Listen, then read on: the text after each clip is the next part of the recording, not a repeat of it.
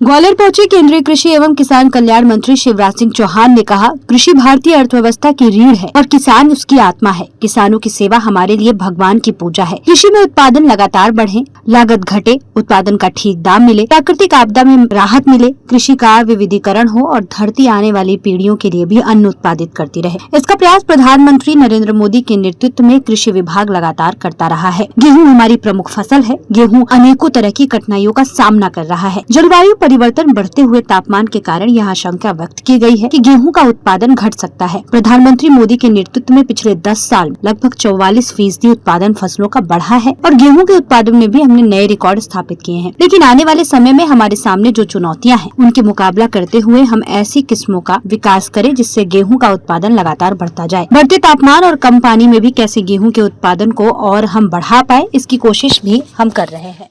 कृषि भारतीय अर्थव्यवस्था की रीढ़ है और किसान उसकी आत्मा। किसानों की सेवा हमारे लिए भगवान की पूजा है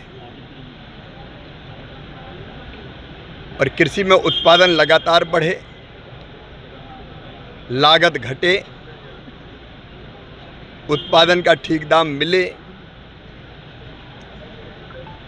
प्राकृतिक आपदा में राहत मिले, कृषि का विविधीकरण हो और धरती आने वाली पीढ़ियों के लिए भी अन्न उत्पादित करती रहे। इसका प्रयास हमारे प्रधानमंत्री श्रीमान नरेंद्र मोदी जी के नेतृत्व में कृषि विभाग लगातार करता रहा है। गेहूं हमारी प्रमुख फसल है और जौ का भी अपना महत्व है। गेहूं अनेकों तरह की कठिनाइयों का सामना कर रहा है। जलवायु परिवर्तन के कारण, बढ़ते हुए तापमान के कारण ये आशंका व्यक्त की गई है कि गेहूं का उत्पादन घट सकता है।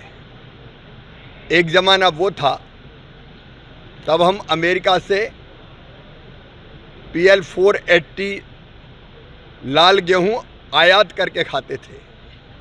लेकिन आज मैं अपने किसानों को धन्यवाद दूंगा, वैज्ञानिकों को प्रणाम करूंगा, विशेषकर हमारे प्रधानमंत्री मोदी जी के नेतृत्व में पिछले 10 साल में लगभग 44% उत्पादन फसलों का बढ़ा है और गेहूं के उत्पादन में भी हमने नए रिकॉर्ड स्थापित किए हैं।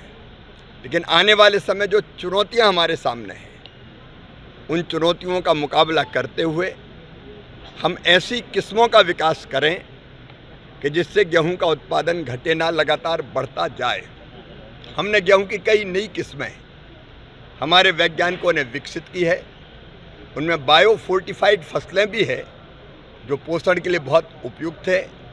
ग्लूटीन की मात्रा कैसे गेहूं में कम हो, इसका भी हम प्रयत्न कर रहे हैं। बढ़ते तापमान और कम पानी में भी कैसे गेहूं के उत्पादन को और हम बढ़ा पाएँ, इसकी कोशिश भी हम कर रहे हैं।